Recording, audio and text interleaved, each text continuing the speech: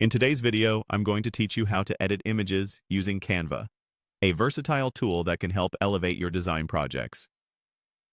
Let's get started on this journey to transform your pictures. First, you'll need to go to Canva and log into your account. Once you're in, open the image that you'd like to work on. If you're new to Canva, keep in mind that the platform is user-friendly, and with a bit of exploration, you'll feel comfortable navigating through it. Once your image is open, it's time to start enhancing it. Now click on the image to select it, then move your cursor to the top left corner of the page and click the Edit button. This opens up a world of possibilities, allowing you to adjust the settings and filters according to your creative vision. When you're ready to explore filters, hover down to the Filters section and then click on See All. This action will expand the filter options for you. You'll notice a specific section dedicated to black and white filters. You can select one of these to give your image a classic monochromatic look.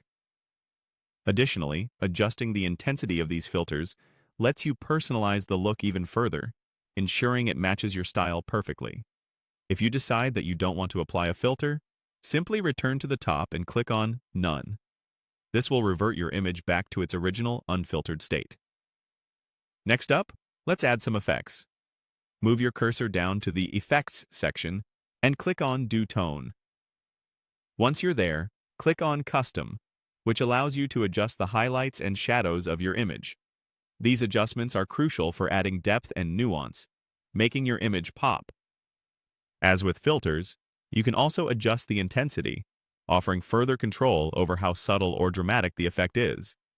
If at any point you want to restore the image to its original colors, click on None and then Back, allowing you to undo your adjustments effortlessly.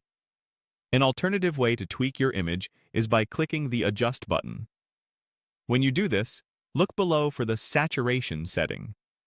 Drag the slider to make it 100% to achieve a black and white effect, giving you another method to create a classic look.